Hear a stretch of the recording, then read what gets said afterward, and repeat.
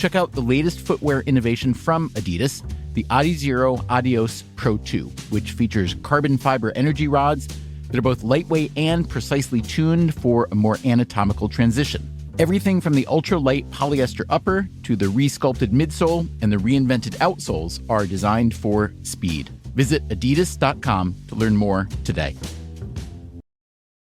You spend the first hour of your vacation at the luggage carousel thinking there's nowhere to go but up.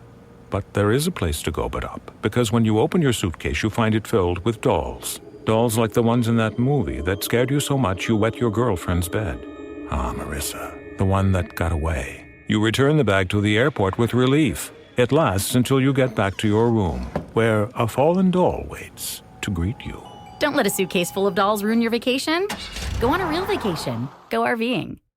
This is the Carricker and Smallman podcast on 101 ESPN.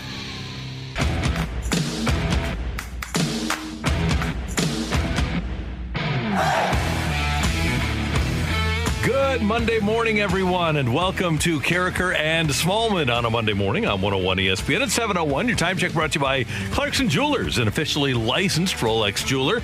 With Michelle Smallman, I'm Randy Carricker. Great to have you with us. Good morning, Michelle. How you doing? Randy, I am doing fantastic on this Monday. The Cardinals are a game out in the wild card. Huge win for the Redbirds yesterday. Our Dolphins are sitting here at 1-0 after beating the Patriots yesterday. Leading the league. It's unbelievable. It was a very good weekend sports-wise for you and I. It was a very good Sunday. It was correct. It was a very good Sunday. We're going to not even discuss what happened on Saturday for some of our teams. Not great for our Mizzou Tigers and our Fighting Illini. Yeah. But we'll get them next time. And the Cardinals take 2 of 3. And Michelle, the Cardinals are absolutely rolling in September. They are now 6-6 in September. They're at 500 in September, and they're only one game out of the National League wildcard race spot. They've won 4 of 6, so they are rolling, taking a huge series versus the Reds, and it's good to see Nolan Arenado getting hot. This is something that the Cardinals need, and he told Greg Amsinger that they were going to play in the wild card, so it seems like he is ready to be the one to lead the charge to make sure that his prognostication becomes a reality. Big game-winning home run on Saturday, and then yesterday, first inning, the Cardinals are going to send Jay Happ to the mound, and they're against Sonny Gray. Runner aboard, Arenado for his first at-bat. And the 2-0. Arenado with number 31. Into deep left, off the Big Mac land. Back-to-back days with 2-run blasts, and it's 2-0 St. Louis. And Jay Happ and the Cardinal pitching staff made that hold up. Happ went 5 1/3, allowed only 2 hits. Garcia with a scoreless inning. He allowed a hit and struck out 2. What a revelation Luis Garcia has been. So has TJ McFarland, who went 2/3 of an inning, and then Cabrera and Gallegos cleaning things up. And glad that Arenado got that early home run, because Sonny Gray went 7 innings. He allowed only 2 runs on 3 hits all day long. For sure. And circling back to Happ, it's good to see that outing, especially after the last outing he had where he just lasted 1 inning. I know that post-game he said it cost him several nights' sleep, that last outing. I believe it was on September 1st, maybe.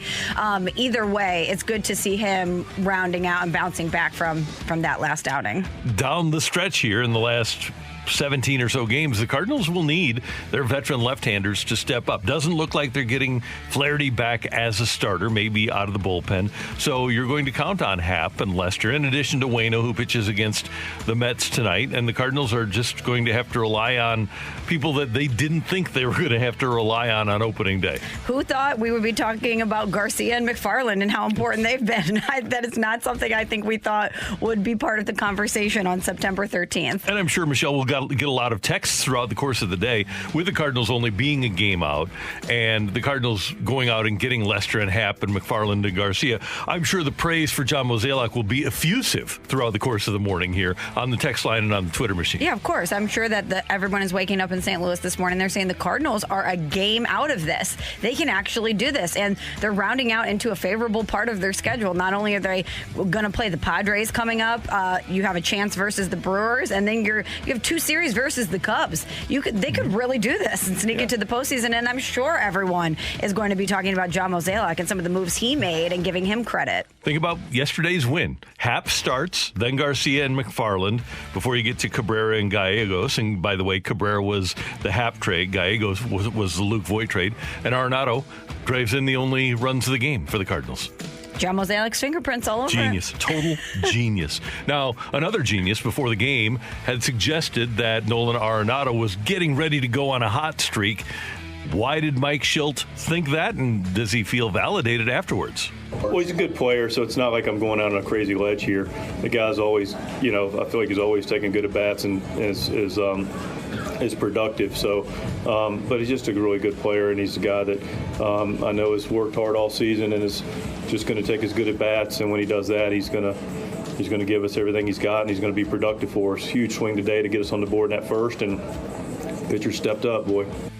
Yes, they did. And so the Cardinals do move within a game. The Dodgers absolutely drilled the Padres 8-0. Max Scherzer perfect for 8 1/3, and he is able to collect his 3,000th career strikeout. 19th pitcher to get his 3,000th career strikeout. He's your Cy Young winner in the National League. I believe he is. Absolutely. Unbelievable performance again out of him. And Randy, to no surprise, the texts are rolling in about the Cardinals. Can I read you a few? Yeah, let's get a couple. 15 games out is not good, guys. Mo sucks, Schilt sucks. They have given away 23 games. That's from the 314. One game out, hello. From the 618, Mozeliak lucked into this success with Lester and Happ. Fire him. Just kidding. Great moves. Go Cardinals. Thank you, 618. Thanks for the text. We do appreciate it. Elsewhere in the race for the wild card spot, by the way, the Mets, and I don't know if people were watching last night, but what a fun game between the Mets and the Yankees. Francisco Lindor hit 3 home runs. After his second home run, Giancarlo Stanton had suggested, the Mets thought that Stanton and the Yankees were stealing signs. And so Francisco Lindor rounds the bases, rounds second, and out to left field, acts like he's whistling because that was the way that the Mets were alleging that the Yankees stole signs. Stanton comes up and hits a home run and literally stops between second and third to talk to Francisco Lindor. Then Lindor wound up hitting a third home run of the game, and the Mets won and knocked off the Yankees, who are absolutely reeling. But it was great to see the Subway Series have that much chippiness. Best Subway Series in a long time, and I love the fire out of those two teams. This is the stuff that baseball needs. I love when you see stuff like that out of guys.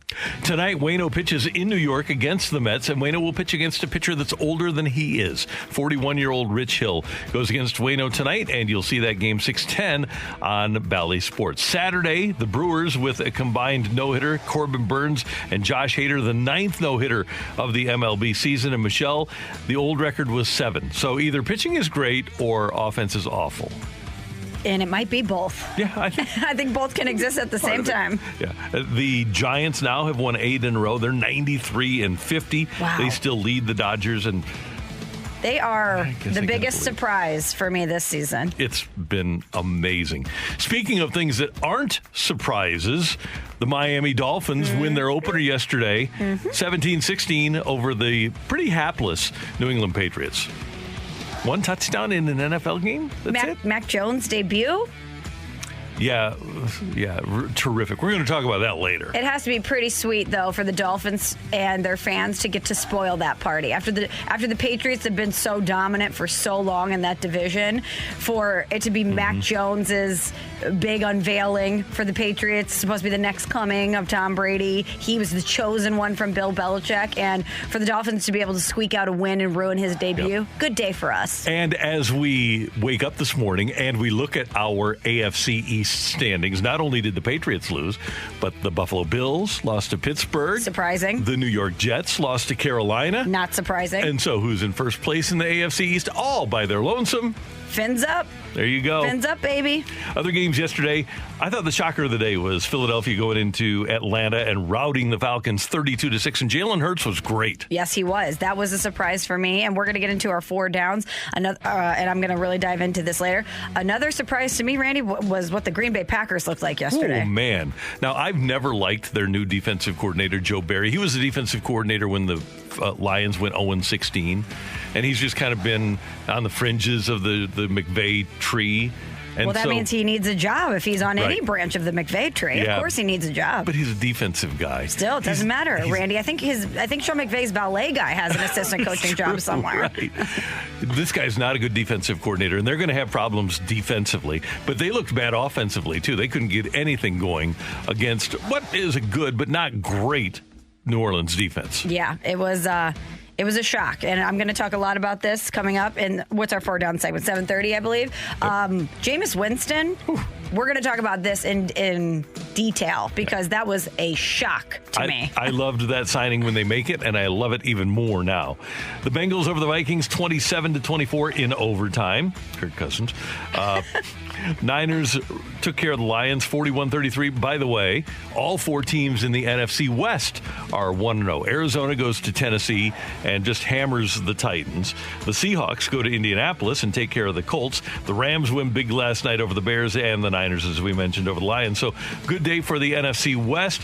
Chargers go to Washington and win. The Jaguars fall in their opener, even though Trevor Lawrence passed for 332 yards. Houston, 37-21 over the Jags. Yeah. And Trevor Lawrence's first regular season loss. And first time he's ever thrown 3 interceptions in any game, high school, college, or obviously the NFL. Welcome to the pros, buddy. Yep. The Chiefs open up with a 33-29 win over the Browns. And the Giants fell at home to the Broncos 27-13. As we mentioned, Rams over the Bears 34-14. Who cares? It was their big unveiling of Stan's Palace. Oh, yeah. Great. And evidently, I mentioned I was watching baseball, but I did get a lot of tweets that apparently early in the broadcast, Al Michaels said that Stan Kroenke has always wanted to build something like this in Los Angeles. No surprise there. No. Based on all of the evidence that we have heard about. Right. During this legal process, we knew that this was always his plan. And Al Michaels and Stan are tight. I don't know if Al Michaels has been deposed for this, but Al Michaels knows a lot about what Stan Kroenke has done over the years. Should he be deposed? It wouldn't be a bad idea. Yeah. And okay, we'll say it. Virginia beat Illinois 42-14. Kentucky beat Missouri 35-28. There you go. There you go. And there you have it. And one other note, we're going to talk to Nick Ragone later. Yes. The Ascension Charity Classic setting records. Biggest crowd for any Champions Tour event in the last 5 years, and the biggest crowd ever for an inaugural event on the Champions Tour. And it was a great weekend.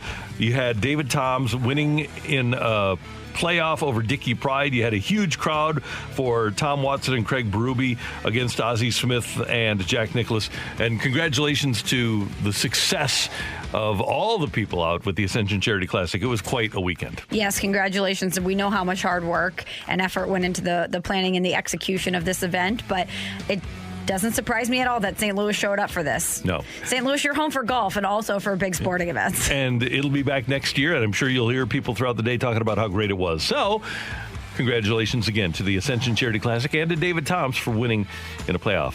That's Michelle. I'm Randy, and we're off and running. Coming up, get your text into the Air Comfort Service text line 65780. Start one, bench one, cut one. Next on 101 ESPN. We're right back to the Carricker and Smallman podcast on 101 ESPN.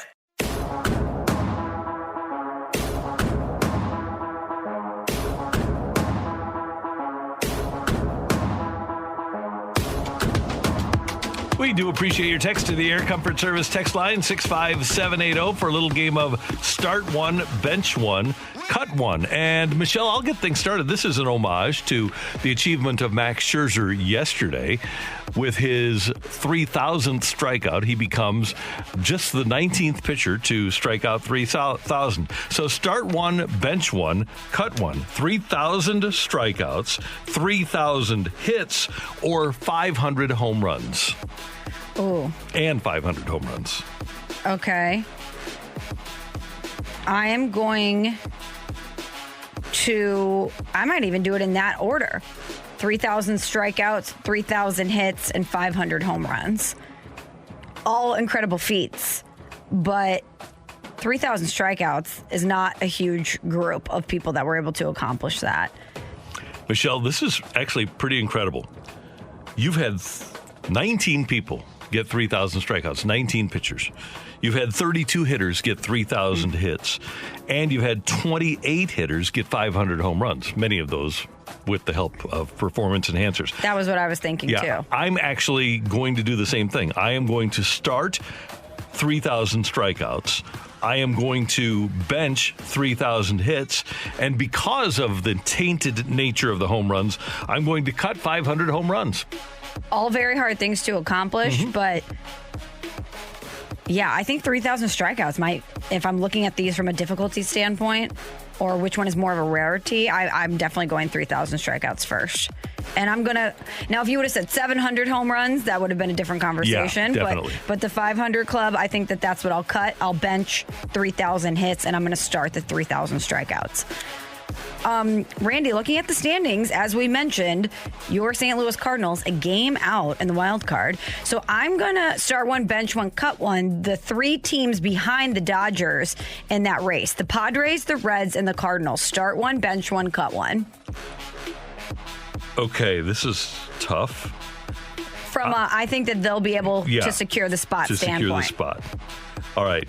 I am going to... This might be a total homer pick, but I think the Cardinals are actually getting healthier, and they're the healthiest of those three teams. I'm starting the Cardinals, benching the Reds, and cutting the Padres, who lost Blake Snell over the weekend to an adductor muscle. They're already poor from a pitching standpoint. Their bullpen is awful. The Reds' bullpen is not much better. No. And the Cardinals, hey, give credit where it is due. Their rebuilt bullpen is performing at a very high level, and their starting pitching, which if you had Jake Woodford and Johan Oviedo starting now, Cardinals wouldn't be in this hunt. The moves the Cardinals have made during the season, to me, have put them in the best spot to challenge the Dodgers in the wild card game. I'm with you, and everything you just said, I agree with. And I also think that I'm starting the Cardinals, benching the Reds, and cutting the Padres. My decision goes into not only what we've seen out of the Cardinals, but more importantly, the little amount of confidence that I have in the Reds and the Padres, both in quite the free fall. Yeah. So the Cardinals may just find their way into this thing. They might stumble into it. And regardless of who Waino has to face in the wild card game, and I'm hoping that it's Wainwright. We'll have to look and see. We'll have to see how things play out in terms of the schedule. But it's Wainwright against either Scherzer or Urias or Buehler. It would be one of those three. Cardinals are going to be in trouble when they play that single game, but it'll be fun to get there. They better do some reconfiguration, because there's no one other than Adam Wainwright that needs to get the ball if that's the case. No. But what if you need that game on Sunday to get in, though? Yikes. Yeah, what do you do then? If you need that game to get in, but you know you have that one game coming up, if you win, what do you do? Flaherty piggybacked by Hudson. I like where your head's thinking, Randy. Let's not go linear here. I love it. Emily, what do we have on the text line? From the 618 Start One, Bench One, Cut One rivalry edition. Okay. Michigan versus Ohio State football. Duke versus North Carolina basketball. Red Sox versus Yankees. Okay. I'm starting Michigan, Ohio State. I think that is the best rivalry in sports. The hatred between those two schools and those two fan bases is so pure, and I love it. That team up north. It's how they X out the letters. It's great. I then am going to go Red Sox, Yankees, because both of those fan bases are inherently angry. And there's a lot of deep running hatred there. And then I'm cutting Duke UNC, not because it's not great, but I have been to Duke UNC, and it's an incredible environment, but it wasn't as hate-filled as I would expect. And both programs have had so much success. And I just think college basketball has taken a little bit of a step down in a lot of different ways. And with that comes some juice from big rivalry games. I am going with you. I'm going to go Michigan, Ohio State to start, Boston and the Yankees to bench, and Duke, North Carolina to cut. Boston and the Yankees have such an incredible history and so many big games. Aaron blanking Boone and Bucky blanking Dent and 3-0 and all of that stuff. Michigan, Ohio State speaks for itself. Yes. It's been around for 100 years.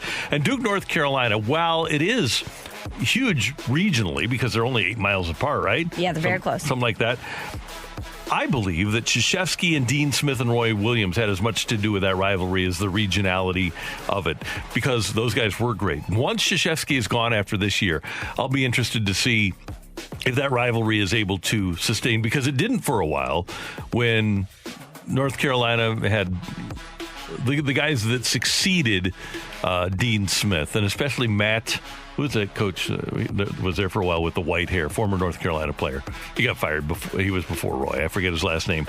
But it wasn't a rivalry when he wasn't there. I have seen Michigan, Ohio State be a rivalry without both teams being great. Still is a great rivalry now, even though Ohio State wins all the time.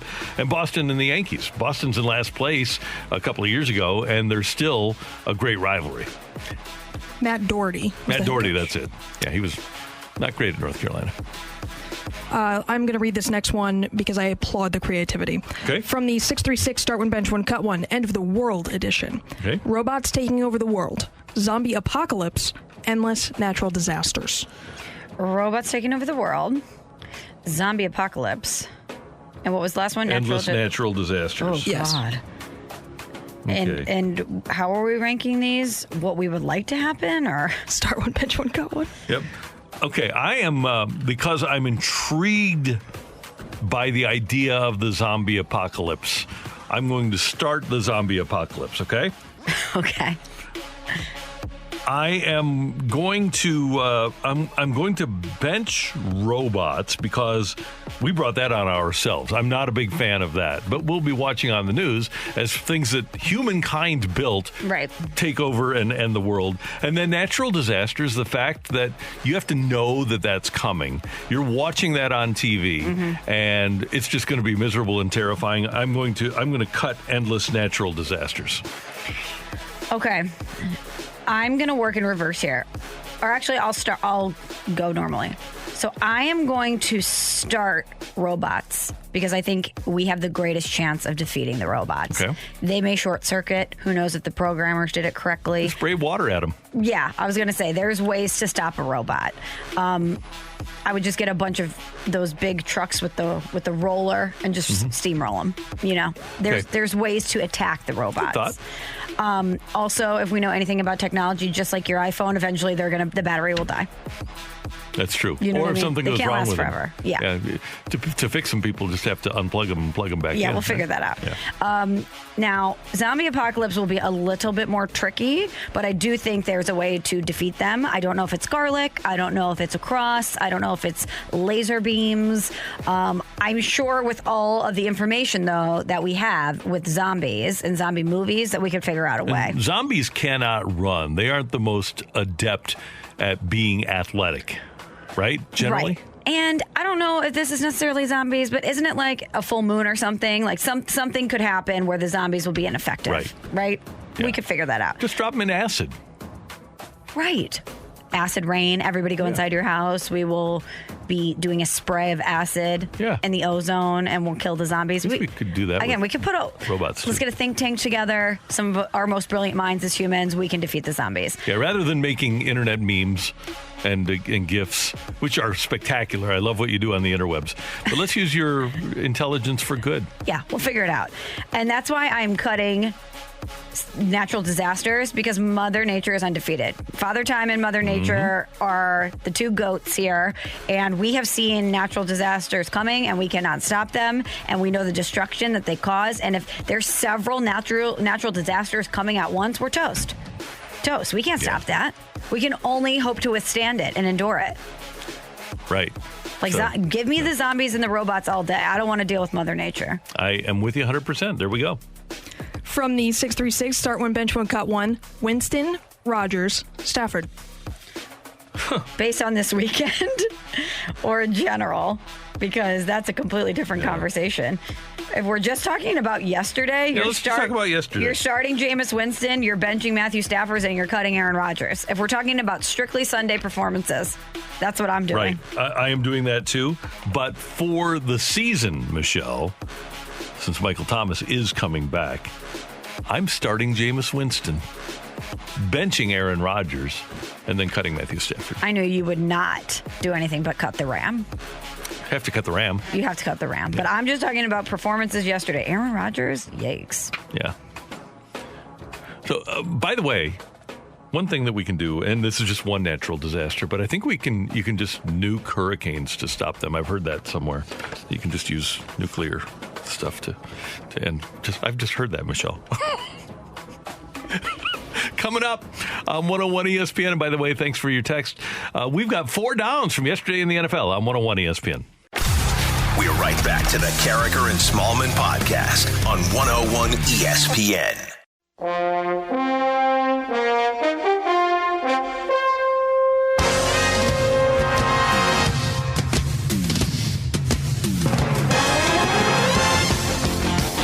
It is the Monday morning after Sunday 1 in the NFL, and it is time for Carricker and Smallman's 4 downs. First down.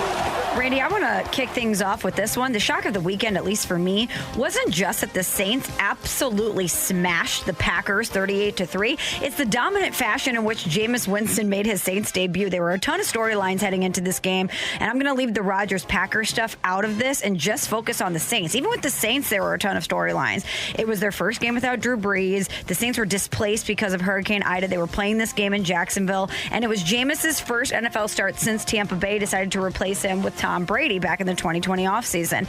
And I always say when someone shows you who they are, believe them. And I thought I knew who Jameis Winston is. I mean, this is the first player in league history to throw at least 30 touchdown passes and 30 interceptions in the same season. I believe Jameis Winston when he shows me that that's who he is. But either Sean Payton is a quarterback whisperer or he's a wizard, or the change of sceneries did Jameis Winston wonders, because he threw 5 touchdown passes with 0 turnovers, including a 55-yard touchdown pass in the fourth quarter. And after the game, Jameis Winston was asked, Jameis, what contributed to this awesome debut for you? How did the defense in the running game give overall shape to the way this played out, Jameis? Well, I just think we were prepared. You know, one thing my trainer, he told me, he said, what did he say? He just told us to be prepared. He doesn't need to remember what the trainer told him because he went out there and he executed. Now, New Orleans defense was also amazing in this game. 2 interceptions against the reigning MVP, Aaron Rodgers. They didn't let him get comfortable at all. And, Randy, it's just one game, and I'm going to need a bigger sample size before I become a Jameis Winston convert. But he was far and away the best quarterback in this game. He outplayed Aaron Rodgers. So go ahead, Jameis. Eat that W. You earned it. Wow. You are advocating eating the W. You never do that. But how can you not after what you saw yesterday? Again, I need a bigger sample size, but tip of the cap to Jameis. He looked great yesterday. Second down. All right, Michelle. Coming into the season, many people picked the Bills and the Browns to take steps forward and maybe even make the Super Bowl. A lot of other people thought, this is going to be it for the Steelers. They were down last year. They lost their last 5, lost in a playoff game. And so the Steelers are just going to be bad. But yesterday, Steelers got off to a bad start, down 10-0 at the half. But they came back to win 23-16 over Buffalo. Now, in our ESPN Pick'em poll, 86% of the people picked the Bills to beat Pittsburgh. I was one of them. ESPN, I picked the Steelers. Oh, look at you. ESPN's power rankings have Cleveland 7th and Buffalo 8th and the Steelers 15th. Don't ever sleep on the Pittsburgh Steelers. Come on, people. I love the upstart, but the Steelers have made the playoffs 9 times.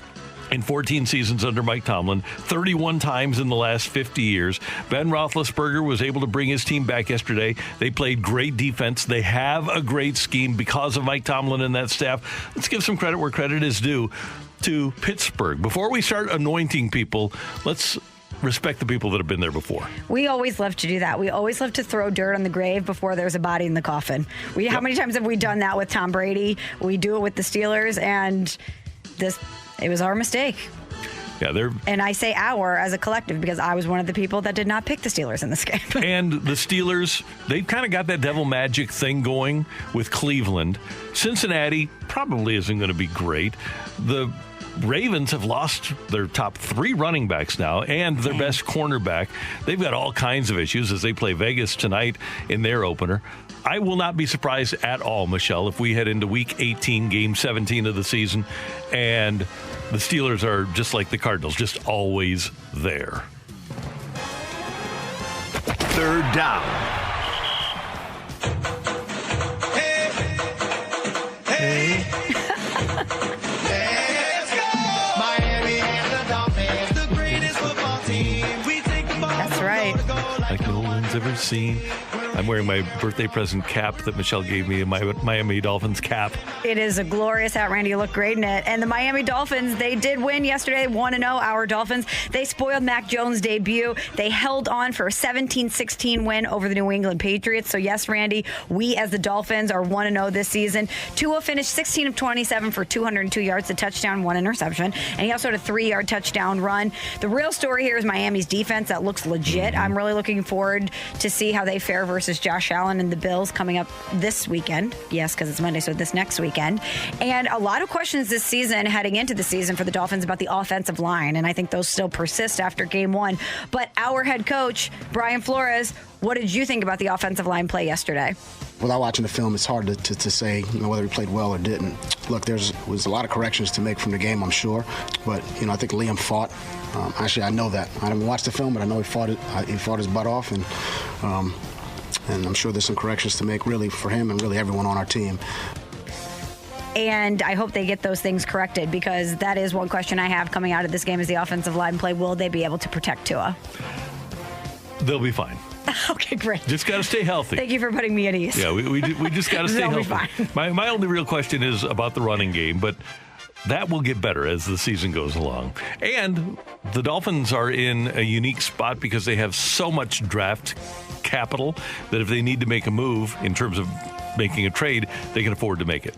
It's always sweet to start 1-0, but it's even sweeter, Randy, to beat the Patriots in Week 1. Sure is. And along those lines, fourth down. Michelle, with the Patriots' loss to the Dolphins, Bill Belichick's record without Tom Brady as his starting quarterback fell to 61-72. Ooh. The genius, 61-72 when Tom Brady is not his starting quarterback. That includes the Browns, and with Drew Bledsoe in New England since Brady was there. Now with Brady, Belichick 219-64, pretty darn good. 219-64 with, 61-72 without. But I'm reading these glowing reports about Mac Jones' first game as a starter. 29 of 39 for 281 yards and a touchdown and 3 field goals. He led them to 1 touchdown. So, yes, the guy is poised. Yes, he's won a championship in college. But with all due respect to Mac Jones, Kirk Cousins in his first start was 26 of 37 for 329. You like that? Yeah, I like that better. That. I do. Andy Dalton in his first start in the show, 27 of 41 for 332 yards. Better than Mac Jones. And he did it with the Bengals. Belichick took Brady in the 6th round. He's also taken Rohan Davey at quarterback. He's taken Ryan Mallett at quarterback. He's taken Kevin O'Connell at quarterback. He's taken Jimmy G and Jacoby Brissett. So let's just pump the brakes a little bit on Belichick's ability to pick out a great quarterback. You know what else we're going to pump the brakes on? Josh McDaniels. Yeah. That's one thing that I don't think was talked about enough leading into this season. Everyone was very caught up in the Cam Newton, Mac Jones storyline, the fact that Mac Jones was selected over Cam Newton. And a lot of people point to the Brady-Belichick divide and the fact that Belichick hasn't had much success without Brady. How about Josh McDaniels? What success has he had outside of Tom Brady and outside of Bill Belichick? So if you're a Pats fan, what confidence do you have that Josh McDaniels is going to be able to put Mac Jones in the best position to succeed? I can tell you this. In 2021 in the NFL, you are not going to win many games scoring only 1 touchdown. No, you are not. Josh.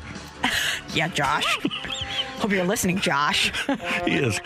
That's 4 Downs with Carricker and Smallman on 101 ESPN. Next up, get your text into the Air Comfort Service. Text line 65780. Take it or leave it is coming your way. We're right back to the Carricker and Smallman podcast on 101 ESPN.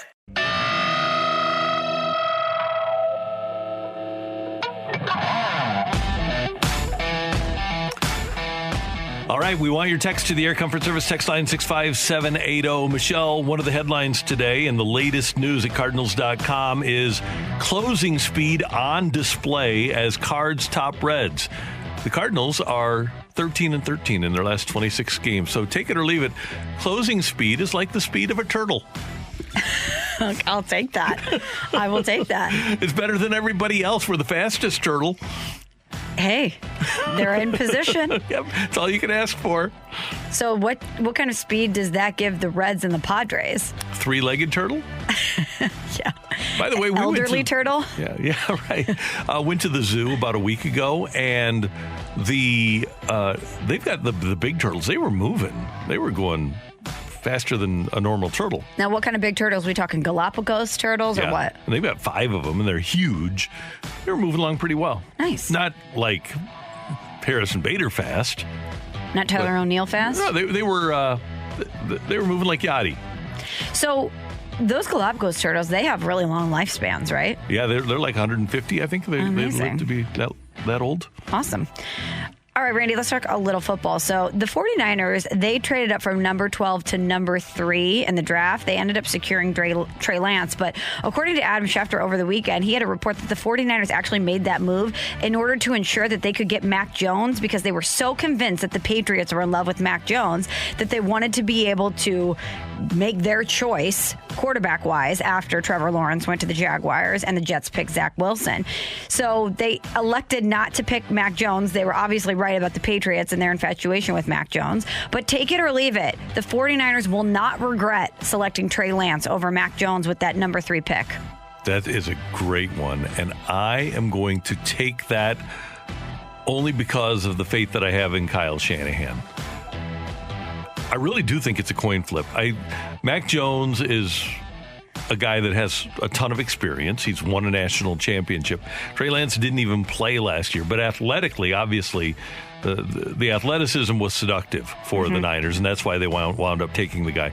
I believe that Kyle Shanahan can mold a guy into a quarterback and have him be pretty good. Mac Jones is more plug and play. So those are the differences. So I'm going to say they will not regret taking Lance over Jones. I thought that was an interesting report because you had heard so much leading up to the draft about Kyle Shanahan's love for Mac Jones and how a lot of people assumed that would be the landing spot. So to find out that not only was that true, but that part of their motivation to move up was to get Mac Jones, and then they didn't end up going with him.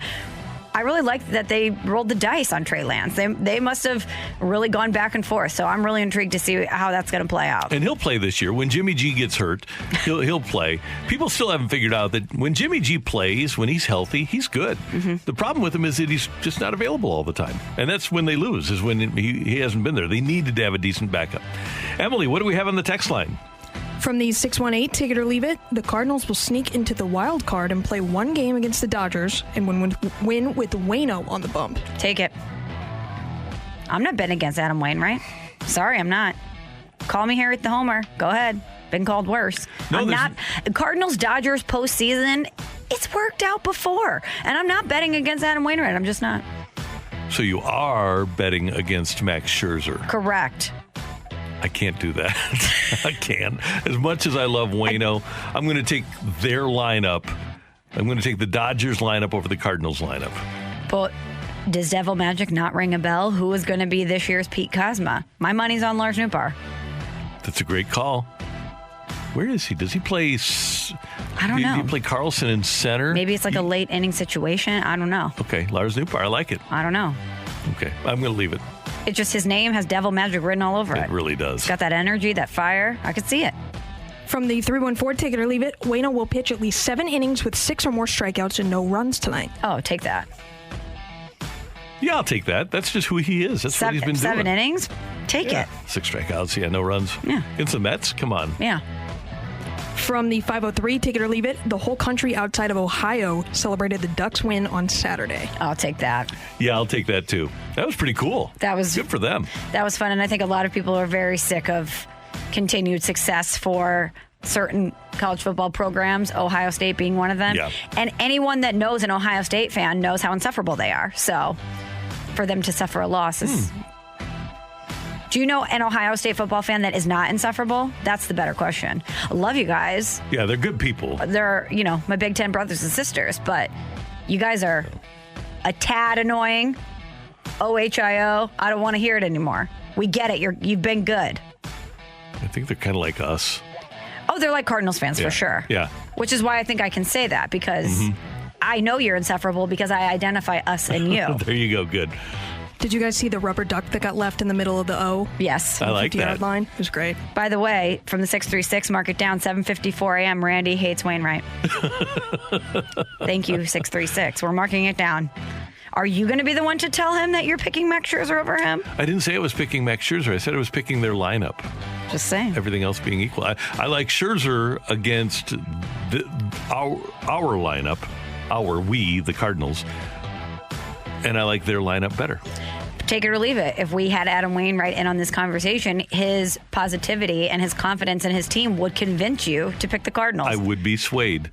But then the game would happen and Mookie Betts would step to the plate and I would feel differently.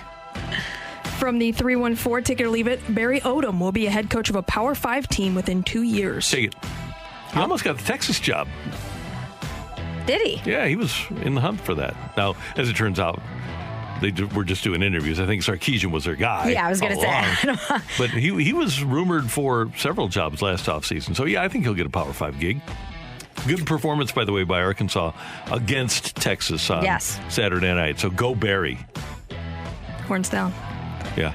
From the 314, take it or leave it, you are okay with an infield of Goldie, Gorman, Edman, and Arenado next year if it means signing Max Scherzer and a high-end reliever. Leave that. Now, am I okay with having Gorman as my DH and Sosa at short if I can get Max Scherzer in a reliever? Yes, I'll take that. But I don't want Tommy Edman to be my everyday shortstop. But if Max Scherzer was there and you're in those negotiations and you could take if it's pick door number 1 or door number 2, and door number 1, even with that collection right there, has Max Scherzer in it, are you really not going to go through that door? I still have 4 other pitchers that I have to pitch every day, and I just don't. Now, I have Sosa on my team, and this is a moot point, right? Because if I can have Sosa and Edman and Gorman as a DH, I would absolutely like that. I'd love that. And I'm on record as saying, if you give me one free agent this offseason, Max Scherzer's my guy. For sure. Over any shortstop. Which is why I thought you would go through door number 1. You would take Max Scherzer. Well, I will take Max Scherzer, but I'm playing Sosa at short rather than Edman. Got it. And I'm playing Edman at second, and I'm playing Gorman at DH. Got it. From the 314, take it or leave it, the Cardinals shocked the league and play the Giants in a rematch in the NLCS. NLCS? Wow. No, that can't happen. Because the Cardinals can only be the wild card team. And the Giants are going to finish with the best record. So I'm going to leave that. And by the way, it does kind of suck that the Giants and Dodgers would have to play in the first round against each other. Far and away the 2 best teams in the league. And kind of like the Cardinals and the Cubs in 2015, that's a rule that has to be changed. That's how baseball go? Right. It is. From the 217, take it or leave it, fall is the best time of the year. Oh, take it. Duh. Yeah, this was... No question. What a spectacular weekend. It was great. From the 636, it is National Peanut Day. Take it or leave it, sitting next to someone at a baseball game eating peanuts is annoying if they leave all their shells on the ground. I'm going to leave that. I don't mind the shells from a legume being on the ground here or there. I don't... if they leave... I don't mind the sound of stepping on peanut shells. It doesn't bother me at all. No, it's kind of part of the ambiance of the ballpark, no? Peanut shells do not bother me. We are a peanut at the ballpark eating family.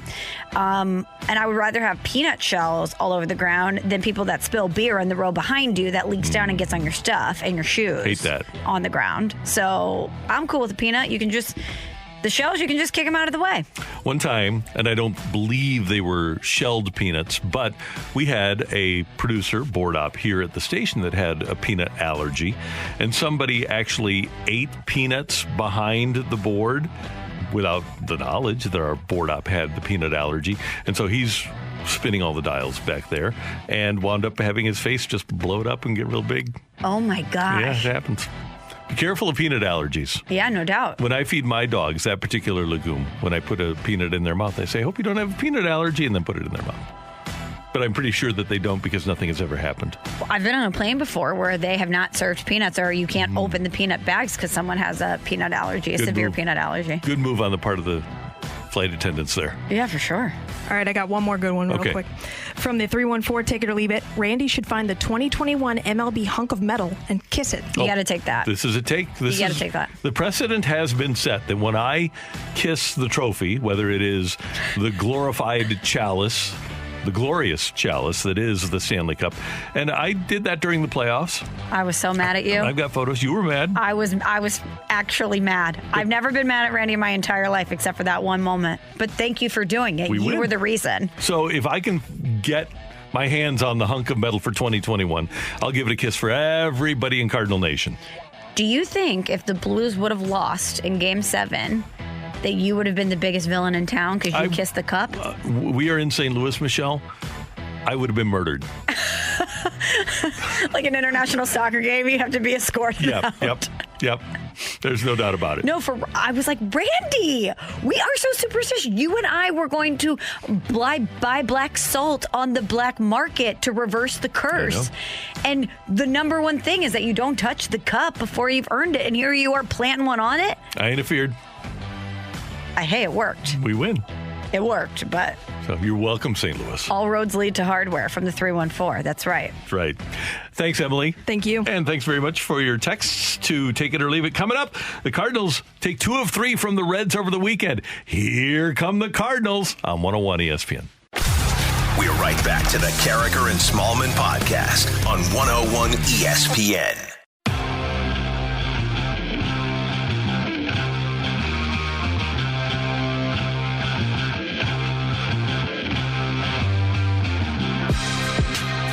.06 in St. Louis. Your time check brought to you by Clarkson Jewelers, an officially licensed Rolex jeweler. Michelle Smallman, Randy Carricker with you. And the Cardinals take 2 of 3 from Cincinnati and move within a game of the wild card spot in the National League Central. Today's fresh take, the Cardinals with a 2-0 win yesterday, Michelle. Nolan Arenado with the home run in the first inning. And, of course, Jay Happ with another strong start for the Cardinals. Yeah, which is great considering his last performance versus the Reds on September 1st. He only lasted an inning. So it was nice for him to come back and get a redemption story versus Cincinnati. But Ray, I'm curious where your confidence level is with this Cardinals team, because even though the Cardinals are a game out right now and they're right there on the precipice of getting into the postseason, I don't feel like a lot of Cardinals fans are still confident in this team. No, I don't believe they are. And like we said, they're 13-13 over their last 26.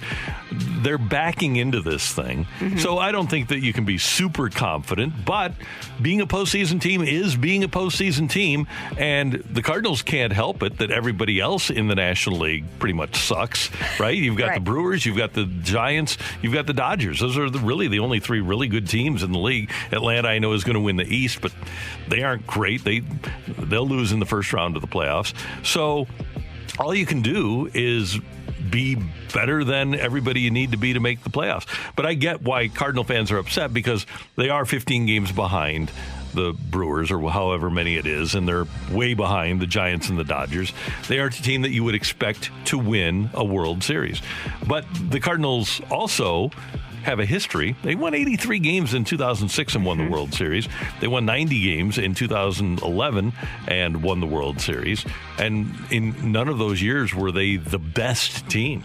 True, but it just feels like even since, if we're going back to 2019 when the Cardinals were in the NLCS, yes, they were swept by the Nationals, but even when the Cardinals have been in the postseason the past couple years, it feels like that confidence factor is missing from the fan base, or that excitement factor of the Cardinals are on the precipice of / get into the postseason. That excitement is missing. Even the teams that didn't make it to the World Series, those playoff teams in, 14-15, I feel like there was just so much more excitement around those teams. And maybe it's because you're coming off of a great World Series run, and even though you remove Albert Pujols, Tony La Russa, a lot of important pieces from that equation, there's still a lot of those factors there. So you still are riding that high maybe, or you feel a little bit more confident about those teams based on what you saw out of a lot of pieces of that group before.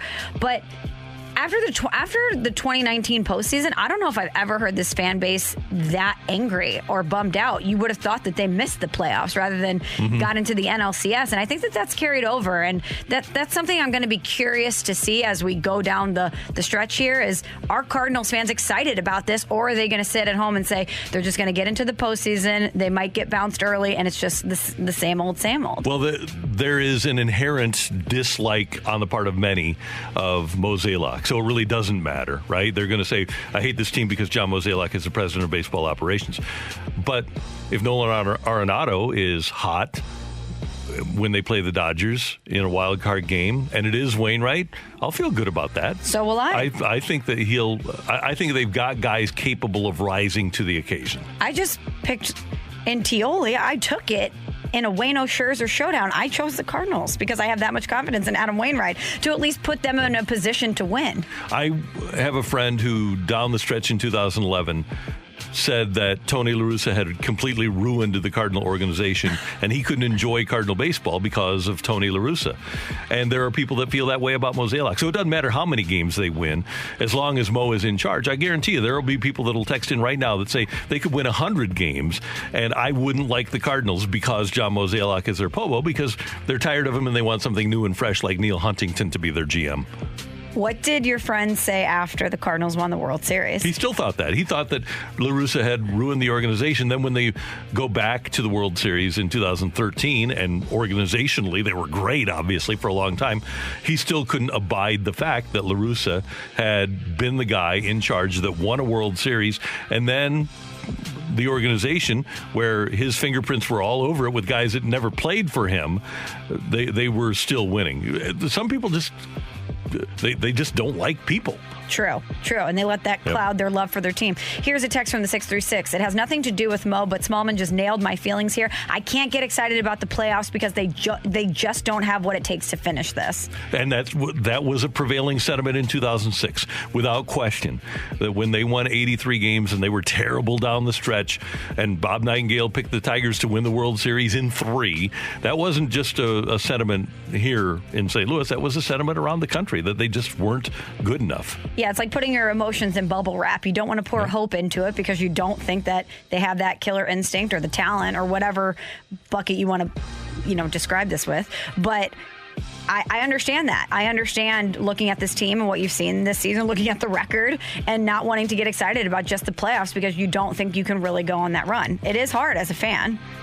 You get emotionally invested. You don't want to have that come down, or you don't really want to put your confidence in something that you don't 100% believe in.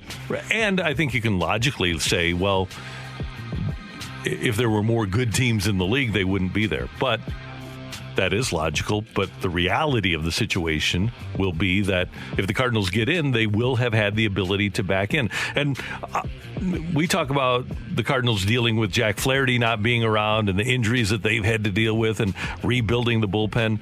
Michelle, you look at the Padres now with the problems that Yu Darvish is dealing with. They lose Snell over the course of the weekend. Fernando Tatis with a shoulder. They moved him back to shortstop now.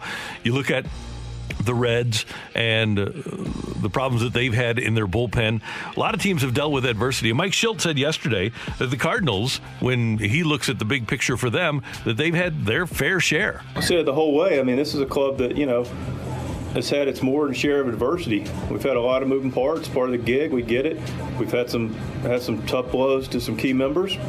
We've had some tough games that we've been able to win a lot of. We've had a couple that really hurt at the end. But this is a team that's hungry. It's going to fight. We're going to stay together, and we're going to keep prepared, and we're going to continue to get after each other, get after everybody we play. And it's a talented team, and like Kamish said, man, we're in that last turn around the stretch, man, and we're ready to go at it. And we're gonna go as hard as we can, fast as we can, and whatever happens. We're gonna play as clean as we can, as tough as we can, and regardless of who we play, we're going to play and keep fighting. If you're a fan of this team, you got to respect that and appreciate that. And I think fans of this team will respect and appreciate the fact that they're coming around the bend and it seems like they're putting themselves at least in a position to make the playoffs. However, yes, the Cardinals have dealt with a lot this season. When you lose your ace in Jack Flaherty at any point, that's going to be difficult. The Dodgers lost Trevor Bauer. Cody Bellinger, a former MVP, is hitting 160 for the Dodgers.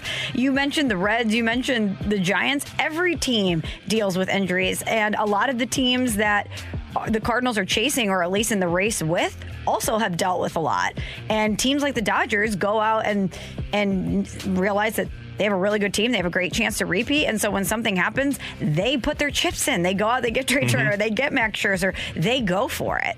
And I give them all the credit in the world for doing that, because there are a lot of teams that there's no chance they'd trade their top 2 prospects, but they want to win another World Series. And oh, by the way, even if the Cardinals had offered their top 2 prospects, Liberatore and Gorman, in a deal to Washington for Scherzer and Turner, the Dodgers offer was better because their top 2 prospects were better than the Cardinals' top 2 prospects. That's how good the Dodgers are. Their organization they're the creme de la creme, and there's nobody close right now. Yankees aren't close. Astros aren't close. There's no organization that's doing it better than the Dodgers are. Right. But yes, the Cardinals have dealt with a lot, but I mean, we're getting so many texts. The Mets lost DeGrom. The Brewers have had so many injuries. Right. Every team in baseball has dealt with a lot Right. this has been a weird year where there really isn't a team that hasn't had to deal with any adversity whatsoever. And, the Cardinals are in the same group. And if you can deal with adversity and still be in the playoff hunt on September 13th, that should be a good thing. For sure. But in many cases this year, it's not considered to be the case. That is today's Fresh Take on 101 ESPN. Next up, the Blues getting underway here in just a week or so, and we're going to talk to Chris Kerber about the start of training camp and who he's keeping an eye on. That's next on 101 ESPN. We're right back to the Carricker and Smallman podcast on 101 ESPN.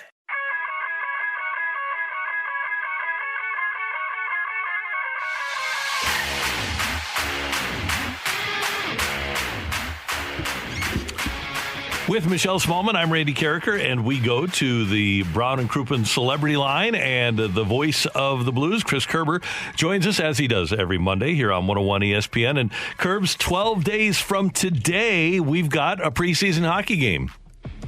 Isn't that unbelievable? It's great. I'm excited. I saw Ryan O'Reilly last night. I can't wait to get it going.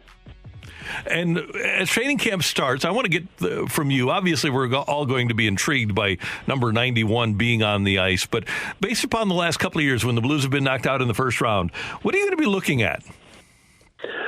You know what? Cohesiveness. I think that the one thing that is something, that's kind of been missing since the bubble in Edmonton, coming out of the lockdown and things, this team just hasn't had that togetherness that you feel. And now, maybe it's been there, and because we weren't able to be around the team, you didn't feel it as much, but it didn't look cohesive on the ice. So I think the fact that Craig Berube and this team has had a full off season, I think that the fact that they're going to have a full training camp, there's going to be 8 preseason games to take a good look at some guys, and then get some other guys in going. I think that that's going to bode well for this hockey team. Plus, you've got the new additions of Buchnevich and Brandon Saad, that need to work in, that need to get to know their teammates even better. And I think that that's going to be a key. So for me in the early going, I think it's going to be overall cohesiveness and an all-around level of team play. Curbs, we've talked a lot about Colton Parayko. We've certainly talked a lot about Vladimir Tarasenko. You mentioned the new additions in Buchnevich and Saad. Who's somebody on this team that you think we aren't talking about enough that could be a major X factor heading into this season? Well, you know what, to me, one of the real keys to the season, and I haven't, we've got the charity golf tournament today for the team and for Blues for Kids, so may find out a little bit more here, but I'd like to kind of get an update on the health and the overall status of Oscar Sundqvist. I think that the fact that this guy can slide into a top line role, a second line role, play third, fourth line roles, and be effective in every aspect of the game in that role is such a linchpin to what is important for this hockey team. So I think one of those things, Michelle, is his overall health. And then, the other question then I think is going to really keep an eye on going into this training camp is going to be, what does the bottom half of the Blues defense shape out to look like? How does Nico Mikkola look? Does Jake Wallman continue what started last season towards the end of the year when he started playing really well? Does a Scott Perunovich come in and open some eyes and take some ice time? How does all that play out in rounding out where the Blues are defensively? And that to me is going to be another real big storyline to watch. Curbs, one thing that happened last year is that because of a rough couple of games to start his career, Ville Husso wound up with not great numbers, but really after his first 2 or 3 games, he was terrific as a backup, but it's going to be different over the course of 82 games as opposed to 56. I'm interested to see how much he gets used and what he does this year heading into his second year. Yeah, assuming your goaltenders stay healthy, you're still looking at a situation where most starting goaltenders are playing 55 to 60 games, which still is going to leave you, in that 22 to 25 range for that backup goaltender. And they need to be successful ones. You know how important those points are no matter who you're playing on a night-in, night-out basis. So he had a real hiccup for some reason with that first shot of the game for a while, but when he settled in, he played really, really well and was really athletic, which you can understand why the St. Louis Blues have been high on him for quite some time. So, yeah, he's going to be an important one from a consistency standpoint. And then, frankly, Randy, beyond that, I guess you still have to watch the depth below that. And who's going to fill in if one of those guys ends up going down? So I don't know that the Blues are as deep in the goaltending area maybe as they've been recently. So the help of those two guys, especially Jordan Binnington, is going to be really important. Curbs, I wanted to ask you about David Backes because we haven't spoken to you since he signed the one-day contract with the Blues and officially retired from the NHL. I think a lot of people have assumed or hoped that David Backes could assume some sort of role within the Blues organization. But what do you think he would be good at when you look at his future, his post-playing career? Well, I think one of the values that somebody like a David Backes or just about any player that is interested in hockey ops shortly after they retire bring is frankly a chance to step in and just kind of learn what being part of hockey ops is all about. But what they bring is they bring an invaluable knowledge of things that are really fresh on the ice. And it's something that scouts can scout. You can talk to coaches. You can talk to other GMs or assistant GMs and get their thoughts and ideas of how a guy is going, right? But somebody right off the ice can sit there and say, no, I played against him. This is what we saw when we were out there. No, I knew that we could run the guy out of the game if we did this.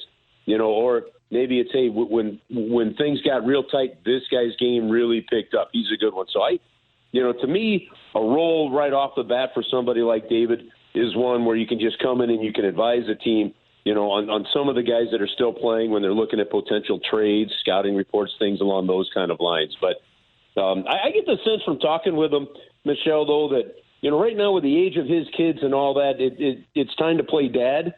And not jam your schedule up too much so where you can't be around from the family standpoint the way you want to be. Curbs, one other thing from me, and that's in regards to Perunovich. You mentioned him earlier.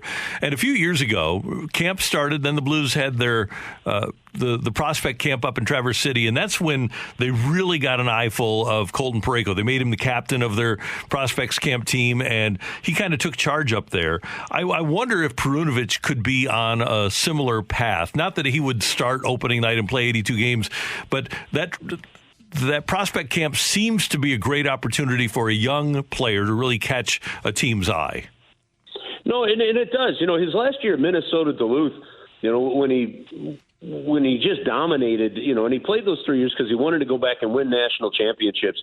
He averaged over a point a game. Now, a lot of those points were in assists, from an offensive standpoint, but he's got that ability. If you're the Blues and you want to elevate somebody, you're right. That's an opportunity to kind of put him in a leadership role, in that camp and see how things respond. The other guy that's actually going to that camp, to me, that is a real interesting one to watch, Randy, would be Dakota Joshua. Mm-hmm. We saw Dakota Joshua come in, and when they put him in the lineup, and he was a winger, and they decided, well, let's put him at center. He never looked out of place. Sure, there were going to be some mistakes or two, but he never seemed to look out of place. He put himself in the right position, and started making plays on the ice. Those are the two guys that I think going into this prospect camp can assume leadership roles, can take on the responsibilities, and then they can use that as a real stepping stone. And the advantage that they're going to have is they're going to be playing in a camp-type setting. They're going to be playing some games, and then when they come back to the main camp after that, they will already have the juices going, which gives them a slight opportunity as other guys are kind of just getting started from a camp perspective to really shine and stand out a little bit, and they need to do it. And go back to what we've talked about a lot over the last few years. Every single year you get into this, right? Okay, what's Robert Thomas going to do? What's Zach Sanford going to do? What's Sammy Blay going to do? You know, all the young guys. These guys are now in that category. What are they going to do to force Craig Berube and Doug Armstrong's hand that says, okay, they have to be in the lineup. They've earned it, and I want them in the lineup. And whose spot are they going to take? Much like, as you mentioned, Colton Parayko did and Joel Edmondson did a few years ago when it looked like it was supposed to be two other guys coming in and taking it. Those guys took jobs. Finally, as you prepare for the Blues for Kids golf tournament, how is Chris Kerber's sweet left-handed golf swing doing? You know what? It's actually been okay. It's been pretty decent lately. The putting has actually surprised me a little bit. So I've cut down on the slice. I can keep more balls in play.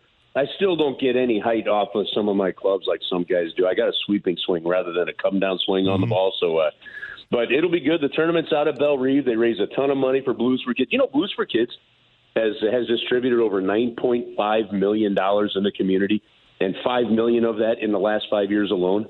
I mean, it's really something, and it's the support of the business leaders and these great companies that help us out to do it. So it'll be a great day out there today. That's awesome. Have a great time, Curbs. Always appreciate your time, and we'll talk to you soon. Okay, you got it. Have an awesome week, you two. You too. See you later.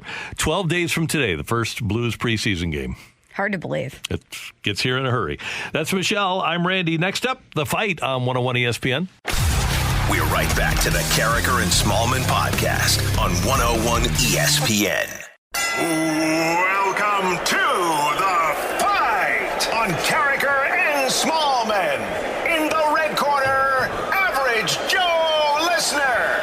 And in the blue corner, the undisputed king of morning drive. Please welcome Randy Carricker.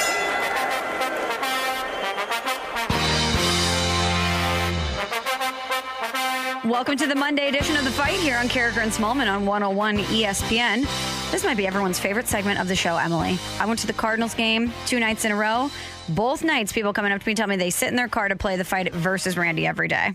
When I go up to my dad's dealership, they're always like, oh man, that's your questions were great, or like, oh, this is my favorite. Yeah, that's the thing everyone always stops me to talk about when I go up there. And you know what I tell everyone? You should text in. Yeah. And you should be like Josh, who's our competition today, and challenge Randy. Good morning, Josh. How are you? I am great. How are you guys? We're doing awesome. How was your weekend? Did you do anything fun? Yes, we had a slam-packed weekend full of youth sports. We had a little bit of church in there as well, so it was a good weekend. Awesome. Well, hopefully the Lord has your back today, Josh, because you're going against Megamind. It is. He's Megamind, and I'm average Josh, not Megamind. Well, Emily and I believe in you, Josh, so good luck today. Thank you. All right, question number 1, and thank you, Emily, for this one, because I know you did this for me. McLaren driver Daniel Ricciardo won the Italian Grand Prix yesterday, his first Formula One win since Monaco in 2018. My boy Danny all the way back. Who has the most F1 Grand Prix wins?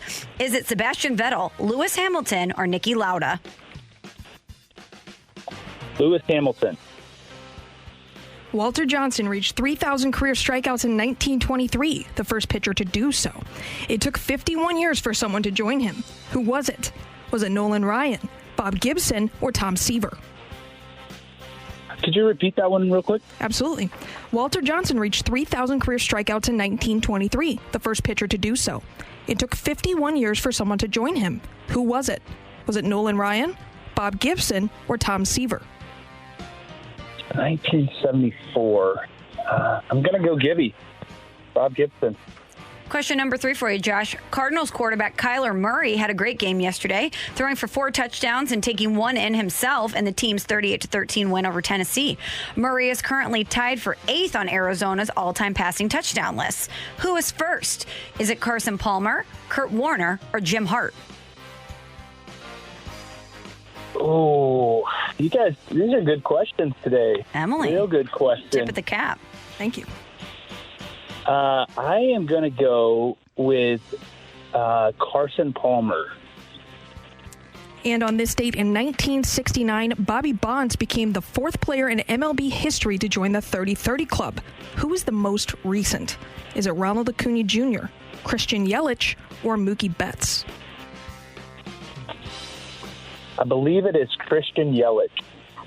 All right, good fight from Josh, checking our score. Randy's on his way in. Josh, I could feel you wavering back and forth on question number 3. Am I correct? That is correct, yes. Yeah, good options there from Emily on that one because you could really make a case for all 3.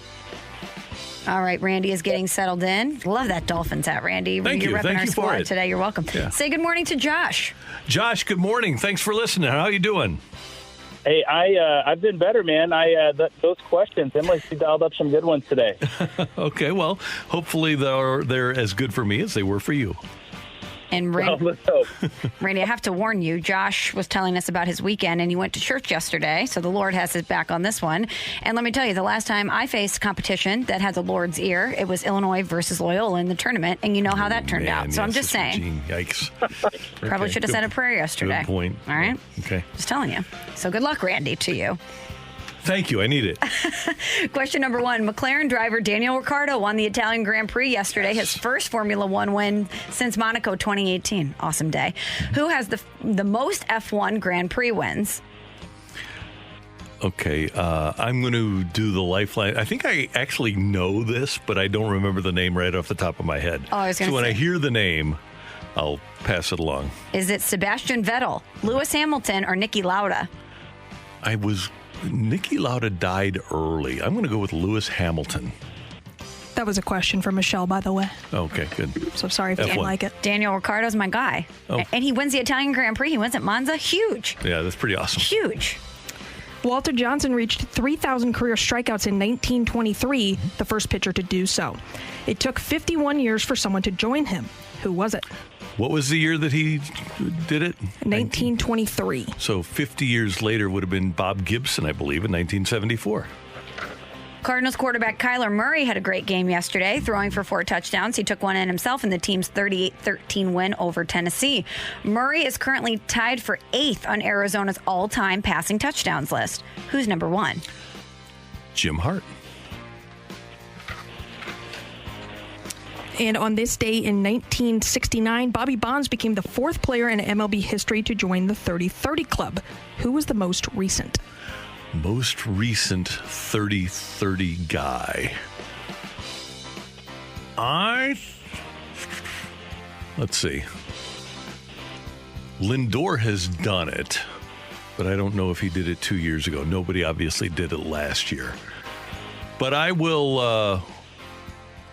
I'll roll the dice on Frankie Lindor. We've got a tie, Oh. ladies and gentlemen. We have a tie on a Monday. I need to stand up out of my chair because this is going to be a good one. Josh has some strong competition today, Randy. Both of you got 3 correct, by the way. Each one of you got a different one incorrect, by the way, which we'll reveal here in a second. All right, Josh, here's how this is going to work. I'm going to read the tiebreaker question. Randy's going to write down his answer on his ever-dwindling sheet of Edward Jones Dome Rams. Plenty more where that paper there. You're going to get first crack at this. We're going to give you about 10 seconds to give us your answer. Randy will reveal what he has written down. First person to get it correct or closest to the pin wins. Are you ready, Josh? I'm ready. Randy, are you ready? I am ready as well. Here, gentlemen, is your tiebreaker question. How many passing touchdowns did Tua Tagovailoa have in his sophomore year at Alabama? Which was 2018. Right. How many passing touchdowns did Tua have in his sophomore year at Alabama, 2018? Okay, I am going to go with... Okay. You want me to go ahead and share my answer now, or Yes, go do ahead. I wait? Go ahead, Josh. Okay. I am going to go with 34. 34. Strong guess. Randy. 37. 37. Oh, that's tight, Randy. Come on, give me some space. I know this is almost like a Price is Right I had to. showcase showdown. I wrote it down before you even said 34. He did. I know, can I confirm. believe you. He wrote it down immediately using a Sharpie. Can confirm. Emily, let us know who won.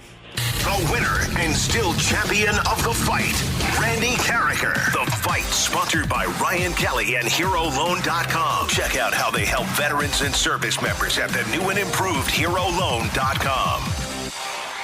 Josh, you were so close. But Randy edged you out. He was closer to the pin in the tiebreaker. So let's roll it back.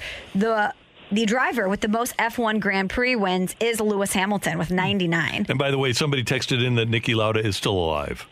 So I didn't know that. He died in 2019. He did. I double-checked. Okay. Yes. So he's not still alive. So breaking news to a texter here. Yeah. Nikki Lauda. Dead. No longer with us. Lewis Hamilton, very scary crash, by the way, over the weekend, too. The halo probably saved his life. Really scary. So Walter Johnson. So the halo prevented him from getting a halo. Correct. Got Correct. Yes. Walter Johnson reached 3,000 career strikeouts in 1923. It was the first pitcher to do so. 51 years for Bob Gibson to join him. July 17th, 1974 was the date in which Gibby reached that feat. The quarterback that is number one on Arizona's all-time passing touchdowns list is Jim Hart with 209. Kurt Warner is fifth on that list with 100. Carson Palmer is fourth with 105. Those were the other options. And the most recent player to join the 30-30 club is Christian Yelich, September 7th, 2019. The other options, Randy, were Ronald Acuna Jr., August 23rd, 2019, or Mookie Betts, which was September 26th, 2018. And the tiebreaker question, how many passing touchdowns did Tua have in his sophomore year at Alabama? Randy guessed 37. Josh guessed 34. The correct answer, both of you underestimated Tua a bit, 43. 43 passing touchdowns for Tua at Alabama in 2018. But Josh, incredible fight out of you. Thank you for competing. Thanks for listening, and we hope you have a great week. All right. Thank you, guys. Thanks, Josh. Take care. Josh with us on 101 ESPN. Coming up, it was a very successful weekend at Norwood Hills Country Club in the inaugural Ascension Charity Classic presented by Emerson. Nick Ragone is going to join us to talk about the successes next on 101 ESPN. We're right back to the Carricker and Smallman podcast on 101 ESPN. Welcome back to Carricker and Smallman on 101 ESPN. Michelle and Randy, and what a weekend it was over at Norwood Hills Country Club for the inaugural Ascension Charity Classic presented by Emerson. And joining us now is Nick Ragone from Ascension, and we've talked to him a lot leading up to the tournament, which was just an amazing success. Nick, first of all, thanks for joining us this morning, and congratulations on the success of the tournament over the weekend. Thank you, Randy and Michelle. And if I try to script this whole week and then the Sunday, I couldn't have done it because nobody would have believed it. The script, the perfect weather, the field, the attendance, the 9/11 ceremony we did on Saturday. And then to have that ending, I just have to say, with David Toms and Dickey making that putt, going into a playoff, David winning it, which he's an amazing, gracious, humble man. And then for him, on the Golf Channel, fighting back tears, unsolicited, to say this felt like a PGA Tour event and that made a difference. It just, in an instant, validated everything that I've been saying on your show and elsewhere for the last 2 years, which is this is going to be special. And I'm choking back tears. It's just, I cannot believe it, how perfectly it went. Well, it was a great weekend, Nick, and record-setting crowds. We knew there was going to be a lot of fans there, but they really showed up to support. What was the response that you were hearing from the golfers or from out-of-towners who came about the support that St. Louis showed this event? On Sunday, I wanted to thank a few of the guys as they were coming in and invite them back. And they came and found me and thanked me and said, we are coming back. And I will tell you, Ernie L's committed already. And not only are they coming back, they raved about the course. They raved about the accommodations. They knew the mission. They were like, we love that you're trying to support charities in this part of town. And so and here's the best part. A bunch of the guys, and I'm not going to name names, big name players said, we're coming back and we're going to make sure whoever wasn't in the field this year is coming next year. We want them to come experience. And you could kind of figure out some of those names, but they said that this is an elite event. They were just, Bernard Longer called Norwood an old, beautiful gem. Ernie Yell said, I love this place. These are public quotes. They really, really affirmed what we're trying to do. And let's give a ton of credit to the superintendent over there. I was actually walking with Jay Delsing on Saturday, and he was saying this is as nice as any course I've ever been on the tour. And the course was just in magnificent shape. Yeah, Mike Knoll and his team have done an extraordinary job. I heard I was with Jose Maria Olazabal a week before on Thursday. He came in early to practice, and I followed him a few holes, and he said to me, these are the best greens and the best fairways we've seen in 2 years. And this is Jose Maria. He's played on some good courses. And to a person, I heard that. And I want to also, I'd be remiss in not thanking the entire team, my colleague Steve Spratt, who put this together, Dan Sullivan, Tim Heitman, Alonzo Burt. We had 1,000 volunteers, and I know I saw you out there, Randy. It takes a village to put together a tournament. 1,000 volunteers, by the way, is more than most tournaments have, and we had to cap it at 1,000. But the team that put this together, it was flawless. I've heard nothing but compliments about the parking, the accommodations, food service. I mean, to do that in year one, we're going to make it better. But boy, what a great start.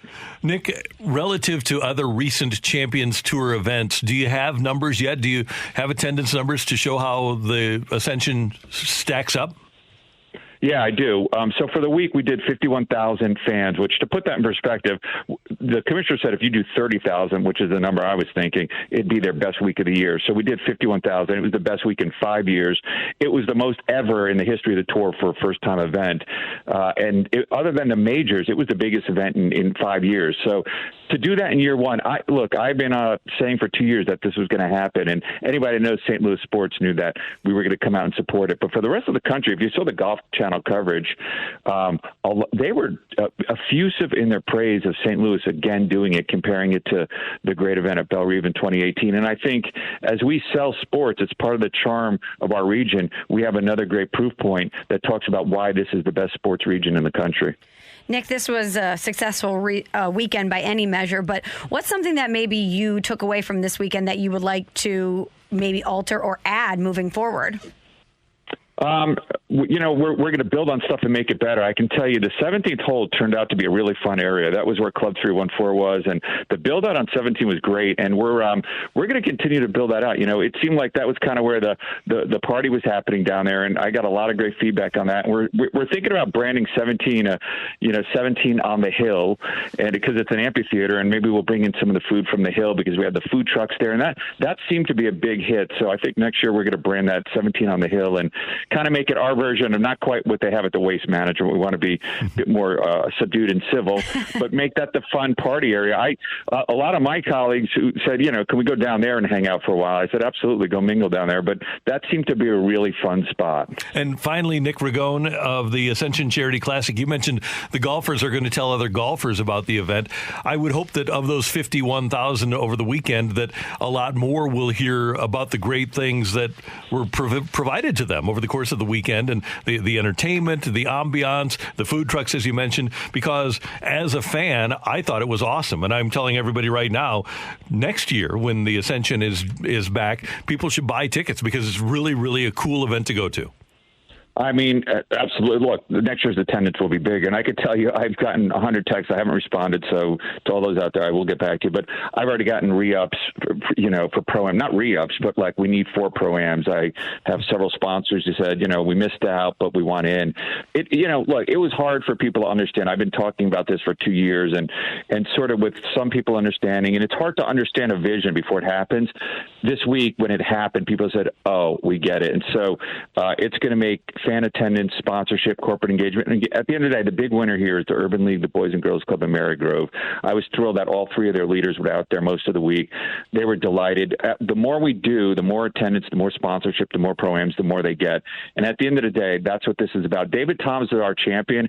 I couldn't be more proud of somebody who could represent Ascension. He just stands for everything we do. But the first champion is the Urban League Boys and Girls Club in Marygrove, and that's really what this is about. Nick, congratulations. Thanks so much. And I told you yesterday, we'll be out there on the Friday of the tournament next year. Michelle and I will be out there broadcasting. Randy, thank you. Michelle, thank you. You guys have been supporters and believers in this, and I can't tell you how much that means to me, so thank you. We're thrilled by it. Have a great day. You too. That is Nick Ragone of the Ascension Charity Classic, and it was just an overall spectacular success for St. Louis, as he mentioned, for the charities that benefited, for the golfers.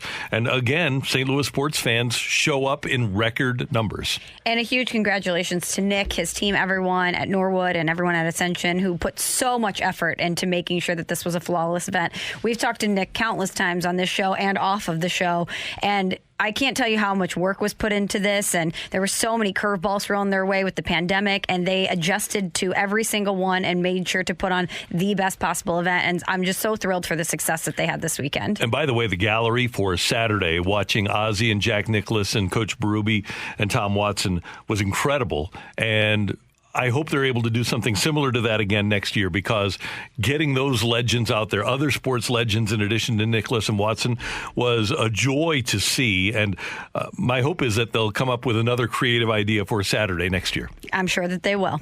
That's Michelle. I'm Randy. And next up on 101 ESPN, we've got today's big thing. It was a wild weekend, not only in the NFL yesterday, but in college football on Saturday. It's coming your way on 101 ESPN. We're right back to the Carricker and Smallman podcast on 101 ESPN.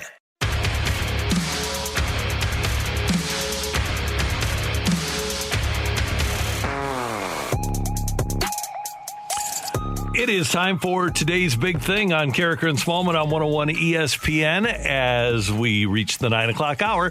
9:02. Your time check brought to you by Clarkson Jewelers, an officially licensed Rolex jeweler.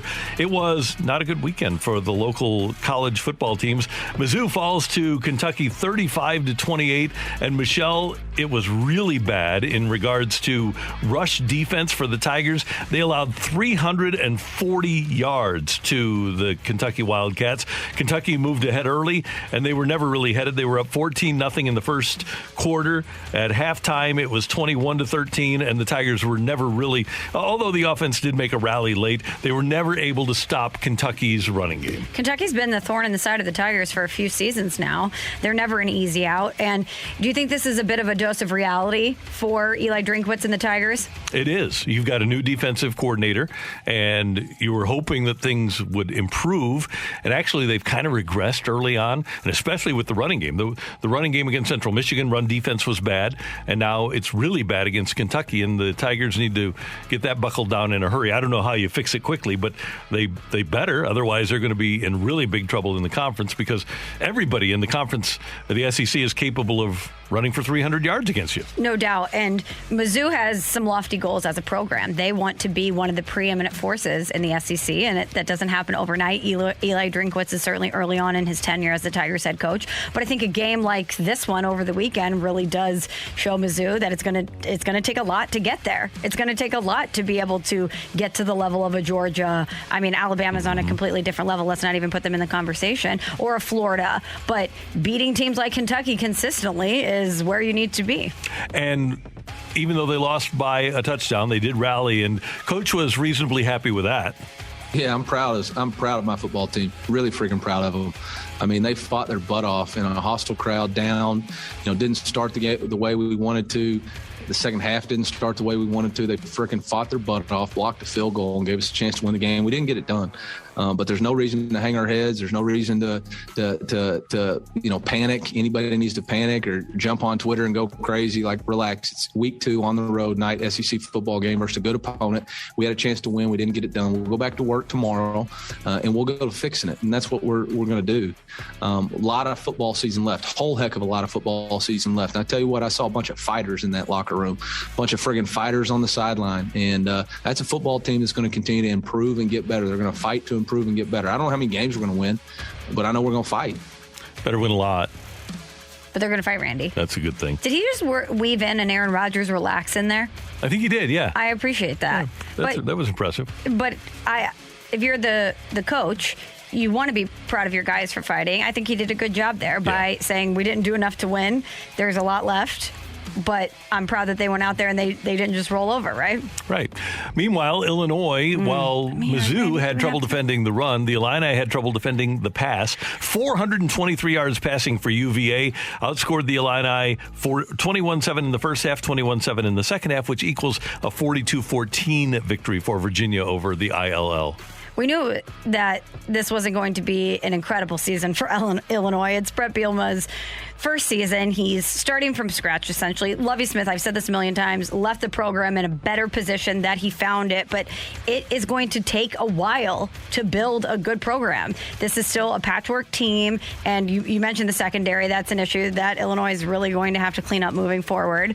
But it is what it is. And I almost wish that, I never want to say I didn't want my team to win a game, but that Nebraska win, even with all of their flaws, was a bit of fool's gold, right? It was a little bit of fool's gold because it got you excited for the future. You're excited for a new coach. You're excited for the next chapter. But these past 2 games, UTSA and Virginia, have been stark reminders of exactly what Brett Bielema inherited. Yeah, he's got work to do. He's got a veteran team, so he'll be able to turn over the personnel there reasonably quickly. But he's trying to win with personnel that doesn't necessarily fit what he wants to be either. Absolutely. And then, Virginia comes out. They're up 14-0 really early in the game. And I think collectively, us Illini fans, we went, man, we've been here. Man, we know what this feels like. Not great. The game of the weekend took place at the Horseshoe in Columbus, Ohio. Ohio State hosting Oregon, and Oregon took a lead at halftime and never relinquished that lead. They pulled away early in the fourth quarter. Oregon up 7, knocking on the door in the fourth quarter. Snap to Brown. Rolls left, got a man wide open, end zone, touchdown, Oregon. It's the tight end, Matavao, with a touchdown. Anthony Brown goes 17 of 35 for 236 and 2 touchdowns. Ohio State just did not look good defensively, and they'll turn things around as well. But the big thing here is that Oregon looked great. Even though Ohio State didn't have their great defensive game, they put 28 on the board, and Oregon didn't make mistakes and found a way to stay ahead. And this is super early in the season, but I love that you have Oregon beating Ohio State, UCLA beating LSU, and all of a sudden the Pac-12 are in the conversation for the first time in a long time. Even though collectively the Pac-12 didn't have a great weekend, it just seems like it's kind of exhausting when you head into the season and you almost feel like you can write in every single team that's going to be in the playoff year after year. And if you're the Pac-12, you've been left without a dance partner for a long time. And I think a lot of teams have a little bit of hope, and after week 1, they're likely dashed. So the fact that you have 2 teams at least in the conversation is pretty fun. Texas A&M has to come back late to beat Colorado 10-7. The Stanford Cardinal knocking off USC. By the way, the fun part of that game was the opening kickoff when the USC kicker was ejected from the game for a targeting penalty. Right off the top. Yeah. The kicker is kicked out of the game. He's not supposed to target people. It's a tough kicker. And Michelle, how about Florida State and Jacksonville State? Jacksonville State scores on a 59-yard touchdown pass as time expires. Jacksonville State beats Florida State. But you know what? That wasn't all that surprising to me because Florida State has not been good in a long time. They're coming off 3 straight losing seasons. They've been on a carousel of different coaches. And I just look at these programs that were once great and that haven't been great in a while. And I say to myself, why are we surprised by this? Mike Norvell was supposed to turn things around. And I don't know what the deal is with Florida State because, like you said, they've been through multiple coaches now since Bobby Bowden. Jimbo Fisher was great, won a national championship. Right.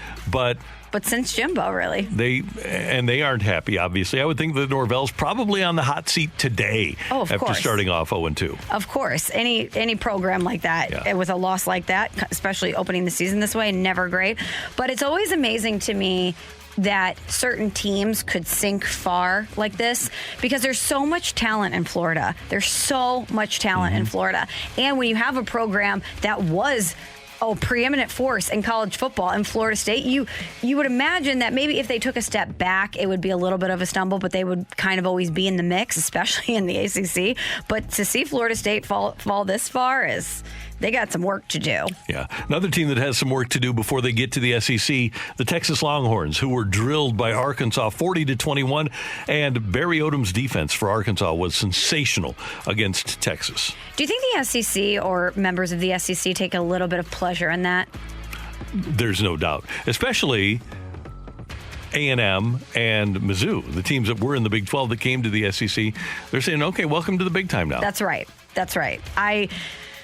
I wonder if I thought about that. I wonder if they want Texas to be good because they want them to come in and, be a force to be reckoned with, and they want more competition, or if they're kind of looking at Texas saying, hi, you want to come into this party? It's going to be a little different. Even though, again, Texas is in the same boat as Florida State. They have not been good in a while. No. I don't know why we're surprised by these things. It's at least with Texas, they're the school. They should be the school that everybody wants to go to in the state. There is a lot of competition for Florida State because of Miami, because of Florida. So there should be more competition for players. Should be all due respect to A&M being in the SEC now, Texas should be the school where every kid wants to go. How they don't win and compete for a national championship every year is beyond me. They have all of the money and all of the resources in the world. They are the brand in college football in that state, and it is kind of mind-blowing that they haven't been able to get it done, or at least be in the playoff conversation. Right. And Notre Dame was able to hold off Toledo 32-29. That game was, NBC didn't show it. It was on the Peacock. They thought it would be a blowout for Notre Dame. Not so much. 32-29. Toledo gives them all they can handle, but the Irish now 2-0 after their opening weekend victory against Florida State, and now this one against Toledo. That is today's big thing on 101 ESPN. Coming up, the Cardinals, Padres, and the Cincinnati Reds are all creeping towards the National League wild card. So how competitive is this really? That's next on 101 ESPN. We're right back to the Carricker and Smallman podcast on 101 ESPN.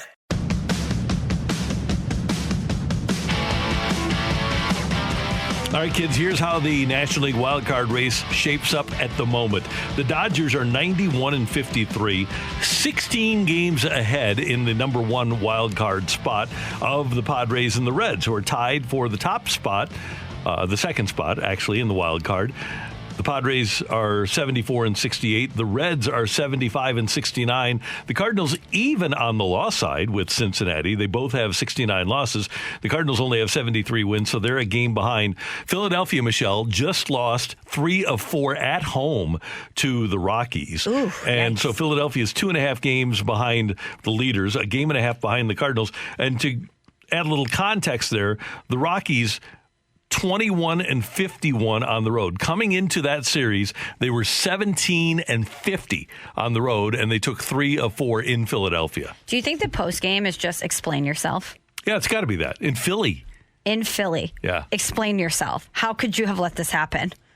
Which is why I have more confidence in the Cardinals. It's not only because they seem to be having a few things click at the right time, but because the Phillies are losing to the Rockies. The Reds are in a free fall. The Padres are in a really bad spot. It's not only the way that I feel about the Cardinals that allows me to have confidence that they will, make up this difference and likely secure that spot. It's because the teams that they're chasing / are chasing them are all in a really tough position right now. They're not playing good baseball. The Padres, whom the Cardinals and the Reds are both chasing, the Padres are micro percentage points ahead of the Reds. Padres have 20 games left, and of those, 10 are against the team with the best record in baseball, the San Francisco Giants.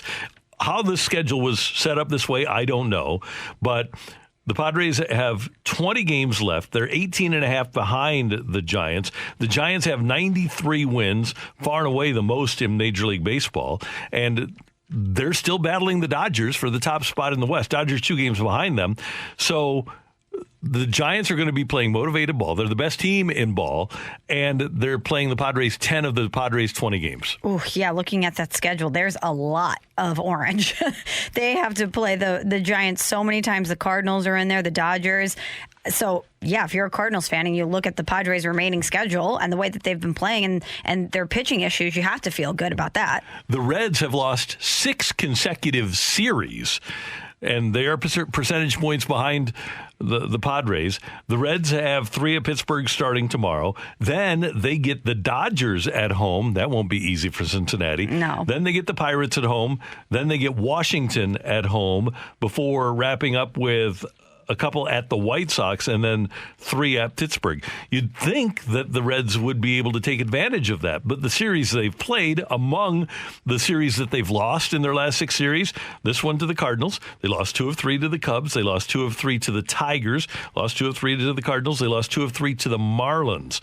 So it's not like they've been playing good teams and beating them before they got to St. Louis. We talked about this last week, and you said that Tony La Russa always told you that September is a completely different animal, and I think we're seeing that with the Reds. A lot of the cracks are starting to show with them, and I think that a lot of their vulnerabilities are being exposed, and I think they might be simultaneously running out of gas a little bit, which again, even though they're playing Pittsburgh a lot, and you would think that they would be able to feast on them based on the teams that they have just recently lost series to, that's not a guarantee. So again, another reason to feel confident if you're the Cardinals. And I know there's a lot of reasons to feel negative if you're a Cardinals fan, don't get me wrong, but we're just looking at the opponents right now and saying the Cardinals are in a position here to get this done. This is all about perspective. And here it is.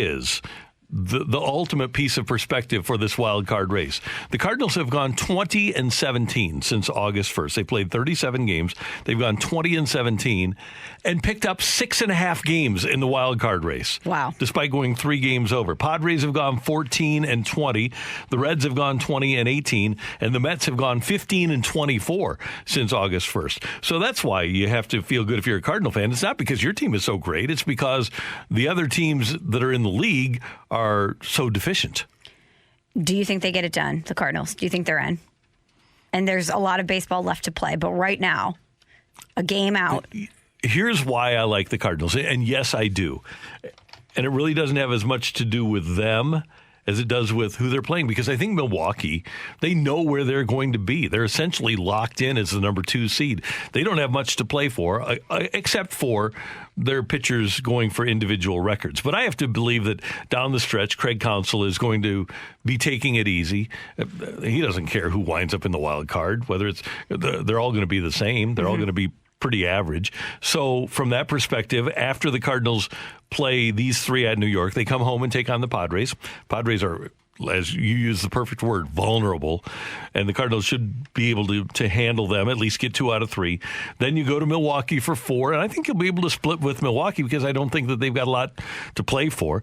Then you get the Cubs at Chicago for 4, and I know the Cubs have been hot of late, but I still think that the Cardinals, the way things are going, should be able to handle them. Then the Cardinals get the Brewers here for 3. And again, maybe the Brewers will be tuning up for the postseason by that point. And then 3 against the Cubs in St. Louis to end the season. I think the weak schedule and the way the Cardinals have been playing against it, if the Cardinals, and they're remaining, is it 20? If they can just do what they've been doing and go, 12-8, I think that'll be enough. You know what concerns me? Well, several things concern me, but as you were just outlining that, is that the Cubs, who have been a bit hot as of late, have nothing really to play for other than being spoilers. Yep. And here is an organization that made a ton of changes, and I could absolutely see their motivating factor being, we don't want the Cardinals to be the team that gets in. We have 2 series versus the Cardinals down the stretch here, 7 games in total. Let's be the reason that they don't get in. But I wonder if there's enough guys on that roster that have been part of the rivalry that it really matters to them. Unless David Ross says, okay, this is our rival, let's knock them out.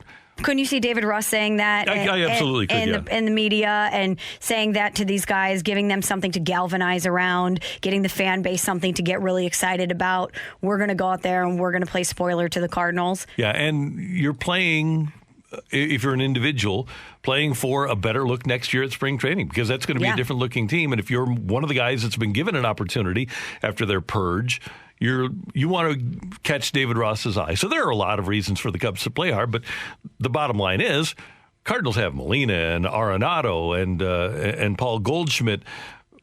They just have a lot more good established players that have been through the wars than the Cubs have. There's no reason for the Cardinals in those last 7 against the Cubs to not win 5 of them. No, Adam Wainwright too. We'll likely get the ball at some point there. He'll probably pitch in both of those series. Right. But here it is. This is what it is for the Cardinals. They're going for the wild card spot. They aren't going for the division title, and what they have to hope is that they can get hot and then come up with a miracle in L.A. and then take their chances against the Giants. But don't you hate that we're in this position that if the Cardinals get in, that's where we're at, is we're hoping for devil magic yet again? Yeah. And the Cardinals did just split the series versus the Dodgers. There was some encouraging signs out of that series. But I think you don't feel great about your chances, even if it is Adam Wainwright in a 1-game playoff versus the Dodgers. It's remarkable that one superb starting pitcher can have such a big effect on a team. But you look around baseball, and it does. It's happened with the Padres. It's happening now with the Red Sox with the loss of Chris Sale. We're seeing it now with the Yankees with the loss of Garrett Cole. You lose your number 1 guy unless you can afford to go out and get Max Scherzer. Right. It's going to have a dramatic effect on your success. And if the Cardinals could get Flaherty back in the last week of the season, that might change the dynamics of the whole thing, for the postseason at least. That would be incredible. But yeah, that does just show you what an incredible organization the Dodgers are, that they could lose someone like Trevor Bauer and have someone like Cody Bellinger having a really, really down year, former MVP, and still have the rest of the team perform at such a level and have the aggressiveness from the front office to go out and supplement those losses or some of those inefficiencies that they have and still be in this position. And have been good, so good that they've gone to the playoffs for 7 or 8 consecutive years, but still have 2 top 50 prospects that you can trade for Scherzer and Turner. Normally, when you're drafting that low, when you're in the World Series or in the NLCS every year, you aren't going to get prospects that good. Now, one of them was an international purchase, but they do that great too. They buy as many guys as they can and then hope that a couple of them work out, and that did work out with Ruiz. And so they're doing everything right in L.A. They're doing everything right, and even though the Giants have the best record